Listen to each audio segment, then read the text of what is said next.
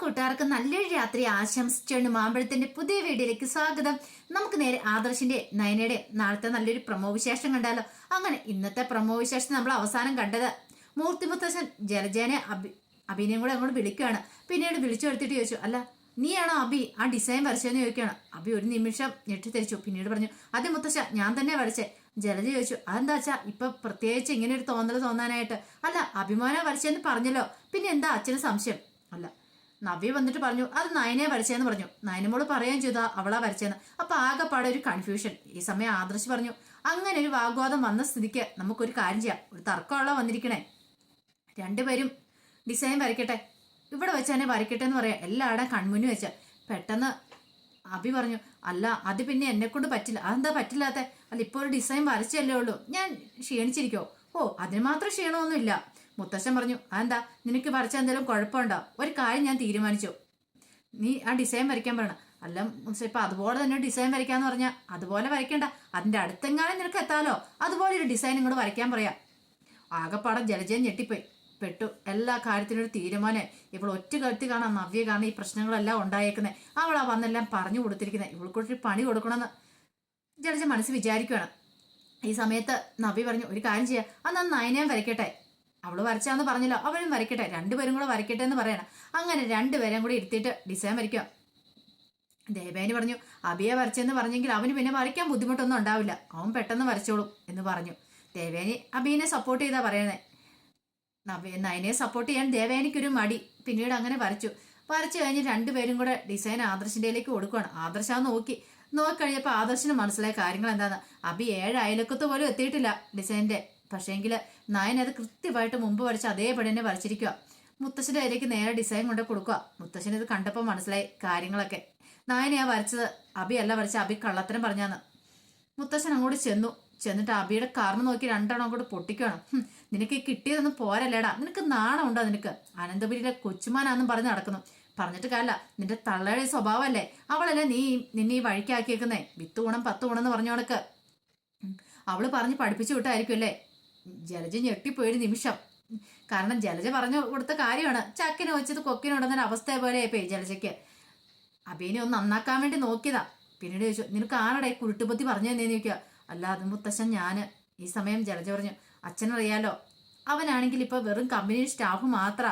അവനെ എങ്ങനെയല്ലോ ഒന്ന് ഉയർത്തിക്കൊണ്ട് വരാൻ ഞാൻ നോക്കിയിട്ട് ഇത് മാത്രമേ വഴി കണ്ടുള്ളൂ. അപ്പൊ ഞാനാ അവനോട് പോയി പറഞ്ഞ് ക്ഷമിക്കാച്ചാന്നോ. ക്ഷമിക്കാനോ നിന്റെ കാരണം തീർത്താ തരണ്ടേ. പക്ഷെ പെണ്ണുങ്ങളെ തല്ലുന്ന ശരിയല്ലാത്തതുകൊണ്ട് ഞാൻ തരുന്നില്ല, അറിയാവോ. നിനക്കൂടെയുള്ള ഞാൻ ഇവന്റെ കാരണത്തിന് കൊടുക്കാന്ന് പറഞ്ഞ് ഒരെണ്ണം കൂടെ ഇട്ട് കൊടുക്കണം അഭിക്കിട്ട്. ഇതെന്തിനാന്നറിയാവോ?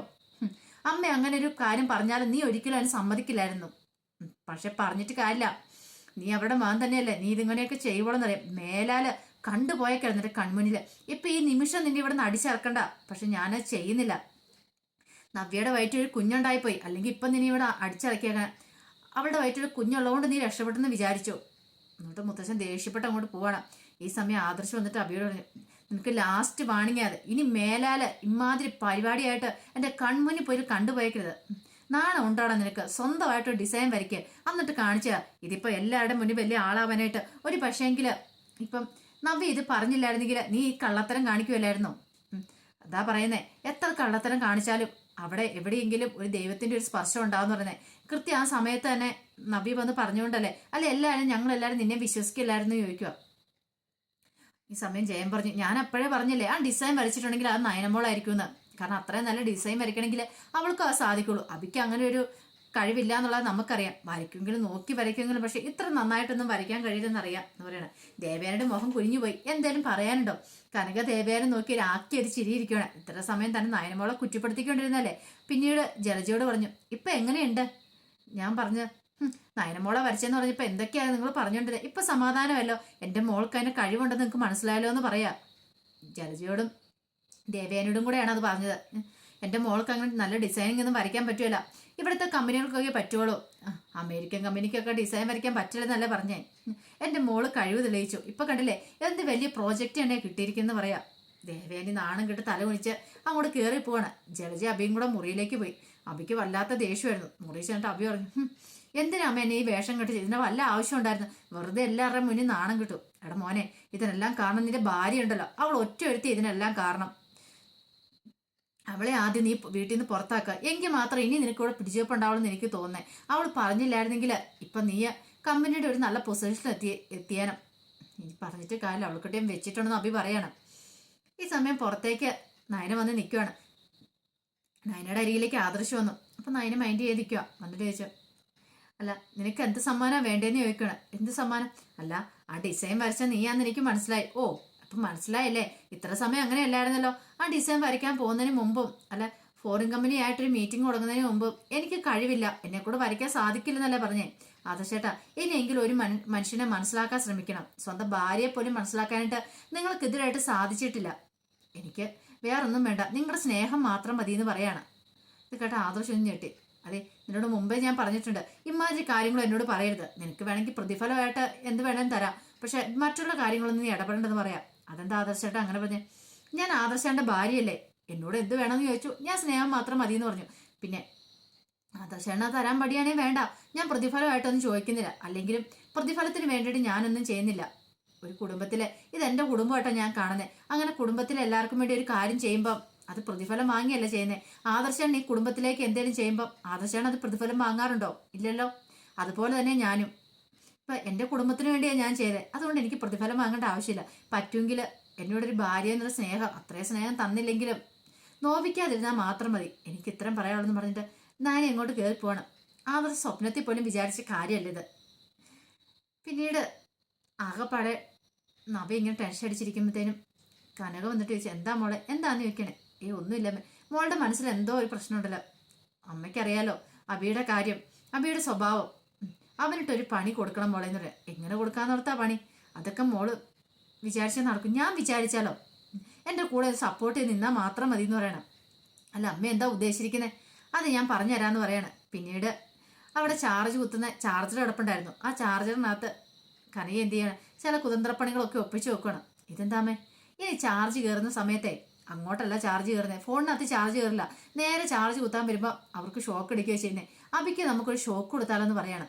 അല്ല അത് കൊള്ളാം, പക്ഷെ അതൊക്കെ നടക്കുന്നേ. അവൻ ചാർജ് ഇവിടെ വന്നല്ലേ കൊടുത്തുന്നതെന്ന് ചോദിക്കാം. അതെ, ഒരു കാര്യം ചെയ്യാം, ആ ചാർജർ അവിടെ വെക്ക് വാന്ന് പറഞ്ഞാൽ അവർ മാറി നിൽക്കുകയാണ്. കുറേ സമയം കഴിഞ്ഞ് കഴിയുമ്പോഴത്തേനും ഇച്ചിരി നേരം കഴിയുമ്പോൾ അബി അവിടെ ഫോണിലൊക്കെ നോക്കിക്കൊണ്ടിരിക്കുകയാണ്.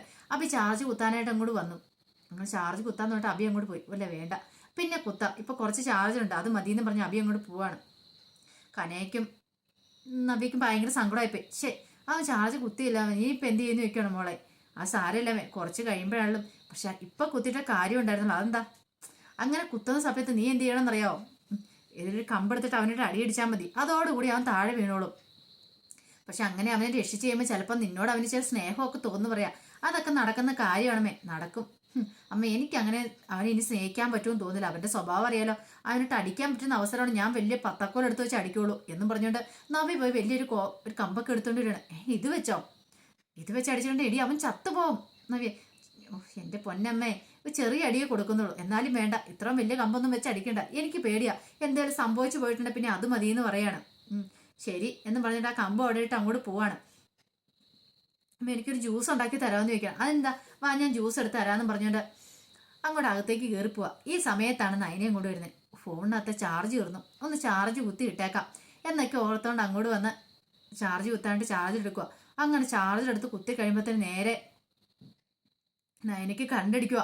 നയന പെട്ടെന്ന് എന്ത് അവിടെ കിടന്ന് ഇങ്ങനെ പെപ്രാളപ്പൊട്ടിരിക്കുന്ന സമയത്താണ് ആദർശ് അങ്ങോട്ട് വരുന്നത്. അപ്പം നയനയുടെ പെപ്രാളം കൊണ്ടോണ്ട് ജ്യൂസ് കൊടുത്തോണ്ട് കനകൻ നവ്യം കൂടെ വരുന്ന സമയത്ത് കാണുന്ന കാഴ്ച ഇങ്ങനെ കിടന്ന് ആടി വിലയുന്ന നയനയാണ്. മോളേന്ന് പറഞ്ഞ് ഓടി വരുമ്പോഴത്തേനും ആദർശ് എന്ത് ചെയ്യുവാണ്, ആദർശ് നേരെ പോയി നയന അടുത്തേക്ക് ചെല്ലുക. അപ്പൊ ആദ്യം ഓർത്തോണ്ടിരുന്നേനാ അവള് വെറുതെ എന്തോ കാണിച്ചോണ്ട് നിൽക്കുന്നതെന്ന് ഓർത്തെ. പിന്നീട് മനസ്സിലായ ഷോക്ക് ഏറ്റാന്നുള്ള കാര്യം. പെട്ടെന്ന് ദേഹത്ത് പോയി പിടിക്കാൻ തുടങ്ങിയപ്പോഴത്തേനും ഓർത്ത് വേണ്ട, ഷോക്ക് തനിക്ക് പഠിക്കുമെന്ന് ഓർത്ത് കഴിഞ്ഞപ്പോൾ അവിടെ എല്ലാം നോക്കിയപ്പോൾ ആ കമ്പ് കിടക്കുന്നുണ്ടോ. അപ്പൊ അതൊക്കെ ആ കമ്പ് വെച്ചൊന്ന് തട്ടിയിട്ട് ആ കമ്പ് ഒറ്റ ഇടിയത്ത് അങ്ങോട്ട് മാറ്റി എറിഞ്ഞു വിടുവാണ്. നേരെ എറിഞ്ഞു വിടുമ്പോൾ അത് വന്ന് വീഴുന്നോ, അതിലൂടെ വന്ന ജലജയുടെ തലയിലേക്കുമാണ്. ജലജ ഒട്ടും പ്രതീക്ഷിച്ചില്ല. ഒരു സമയം ജലജ അവിടെ കിറങ്ങി അങ്ങോട്ട് ഇരുന്നു പോയി. തലയിലേക്ക് വന്ന് ഈ കമ്പ് വീണ.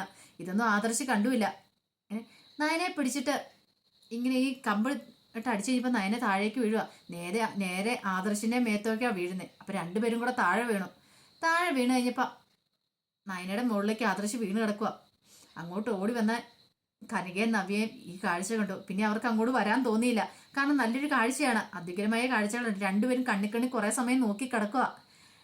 ഇത് കണ്ടപ്പം കനക പറഞ്ഞു വാ മോളെ നമുക്ക് അങ്ങോട്ട് പോവാന്ന് പറഞ്ഞ് അവരും കൂടെ മാറി പോവാ. ഇത്ര നല്ലൊരു കാഴ്ച ദയവായിട്ട് അങ്ങനെ അവസരം കൊണ്ട് കൊടുത്തെന്ന കനക നവിയോട് പറഞ്ഞേ. നമ്മളൊരു പക്ഷെ അഭിക്കിട്ട് വെച്ചാണെങ്കിലും കിട്ടിയത് നയനക്കിട്ട. അതുകൊണ്ടെന്താ ഇങ്ങനെ നല്ലൊരു കാഴ്ച കാണാൻ പറ്റില്ലേ? ഇങ്ങനെ ഇടയ്ക്കിടയ്ക്ക് ഒരു രംഗങ്ങളൊക്കെ വരുവാണെങ്കിൽ മാത്രം ഇനിയിപ്പം അവർ രണ്ടുപേരും ഒന്നാവോളെന്ന് എനിക്ക് തോന്നുന്നേ. അവന് മോളും താഴെ കിടന്ന് ഇച്ചേരം കഴിഞ്ഞപ്പം നയന പറഞ്ഞ് എൻ്റെ മേത്തൊന്ന് മാറാൻ പറയണം. പെട്ടെന്ന് ആദർശം കൊണ്ട് മാറുവാണ്. അവർ രണ്ടുപേരും എഴുന്നേറ്റ് നിന്ന് കഴിഞ്ഞപ്പോഴാണ് തലേ കൈ വെച്ചോണ്ട് ജലജ അങ്ങോട്ട് വരുന്നത്. എന്ത് പരിപാടിയാണ് കാണിച്ചെന്ന് ചോദിക്കും. എന്താ പച്ചി ആ കമ്പത്തിനാണ് നീ തലയിലേക്ക് ഇട്ട. അയ്യോ അത് അപ്പച്ചിയുടെ തലയിലേക്കാണ് വീണേ. എന്തേലും പറ്റിയോ അപ്പച്ചി? ഓ ഒന്നും പറയണ്ട, ഒന്നും പറ്റിയില്ല, ഭാഗ്യം. അതെ ഇവൾക്ക് ഷോക്ക് അടിച്ചു കഴിഞ്ഞാൽ പ്രത്യേകിച്ച് അല്ല പെട്ടെന്ന് ഒന്നും തോന്നിയില്ല. ആ സമയത്ത് കമ്പെടുത്ത് അടിച്ചു കഴിഞ്ഞിട്ട് പെട്ടെന്ന് അങ്ങ് ഇട്ടാ. അപ്പച്ചി വരുന്ന പോലെ ഞാൻ ശ്രദ്ധിച്ചില്ലെന്ന് ആദർശം പറയാ.